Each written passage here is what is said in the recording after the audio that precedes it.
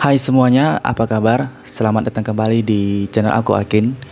Hari ini aku bakalan bahas tentang sesuatu yang pastinya sangat menarik dan sangat mempengaruhi kita semua, yaitu tentang kesehatan mental.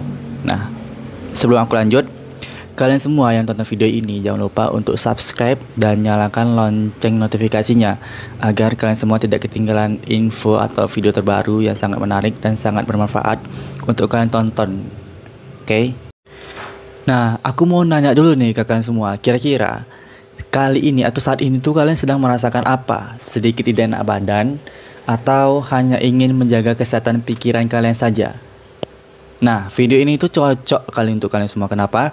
Karena kali ini aku bakalan bahas tentang tips praktis yang didukung oleh beberapa buku, penelitian, jurnal yang paling terpercaya dan populer. Jadi, ambil buku catatan kalian dan kita mulai. Nah, kita masuk ke segmen pertama membahas tentang mengapa kesehatan mental itu penting. Nah, jadi kesehatan mental itu bukan hanya tentang cara kita untuk menghindari suatu penyakit aja nih teman-teman. Nah, ini tuh adalah tentang berkembang dalam hidup. Nah, jadi WHO atau World Health Organization itu pernah menyatakan bahwa kesehatan mental itu adalah fondasi untuk kesejahteraan kita secara keseluruhan. Ada lagi nih salah satu buku yang sangat populer yang ngebahas hal ini, judulnya The Body Keeps the Score oleh Dr. Bessel van der Kolk.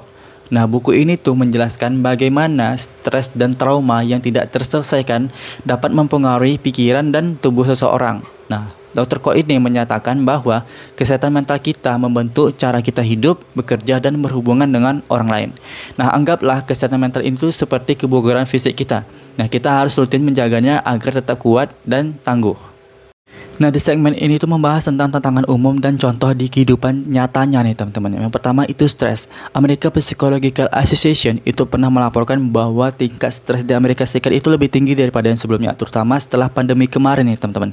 Nah, sebagai contoh, Mary, seorang ibu yang bekerja merasa kewalahan dalam menangani pekerjaannya sendiri dan sekolah online anak-anaknya. Yang kedua itu kelelahan. Sebuah artikel Harvard Business Review baru-baru ini tuh menyoroti bahwa kelelahan di tempat kerja itu adalah masalah global.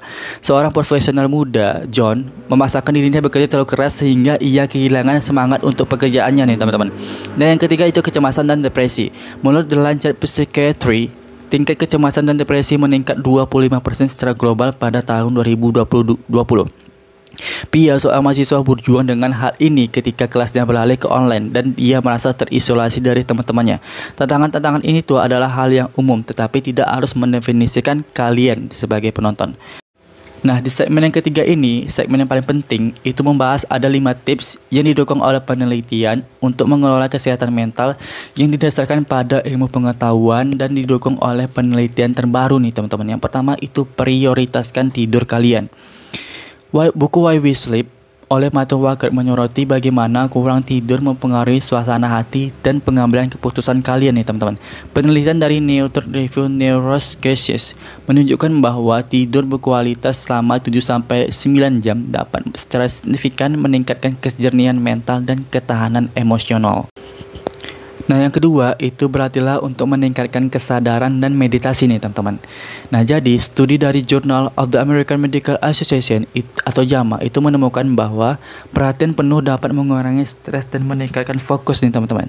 Ada beberapa aplikasi yang bisa membantu kalian nih untuk membantu kalian memulai meningkatkan kesadaran dan meditasi. Yang pertama itu seperti Calm dan Insight Timer. Nah, yang ketiga itu ada terhubung dengan orang lain nih teman-teman.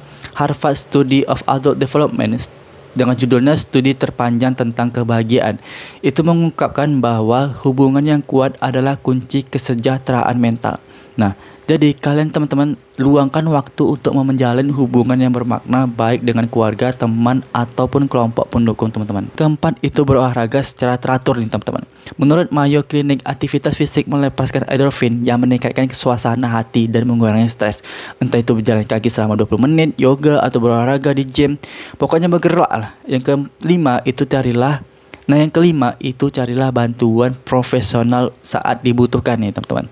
Tetapi sangatlah efektif buku-buku seperti Maybe Your Soul to Talk to Someone oleh Lori Gettelep, Menormalkan ide untuk mencari bantuan jika kamu kesulitan menghubungi terapis atau konselor berlisensi, teman-teman. Nah, ingat ya teman-teman, kesehatan mental itu bukanlah proyek DIY sepanjang waktu atau kadang-kadang kamu membutuhkan bimbingan ahli untuk melakukan hal ini, teman-teman.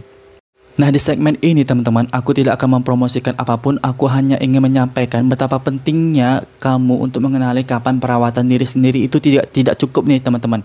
Nah, jika kamu mengalami kesedihan yang terus-menerus atau kesulitan untuk berkomunikasi, kamu harus segera mencari bantuan atau menghubungi nomor yang menyediakan konselor nih teman-teman, atau men-searching website yang menyediakan sumber-sumber yang ada mental health-nya nih teman-teman. Aku bakalan cantumin di description box agar kamu mudah untuk search tentang mental health ini teman-teman.